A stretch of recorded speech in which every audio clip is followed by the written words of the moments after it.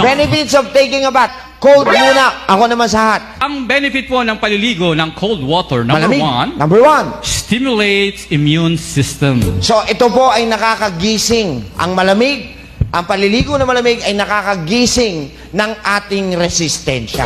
So, kung ang nararamdaman mo parang nangihina ka, ang tendency ng iba, maligo ng mainit kasi feeling mo, masama pakiramdam mo. Baliktad. Kailangan malamig para magising ang iyong resistensya. Number two. Increases alertness. Ayan, mas magigising ka, mas magiging active yung brain mo kasi umikot na ng maayos ang circulatory system, yung dugo mo umakyat sa brain, kaya alert ka.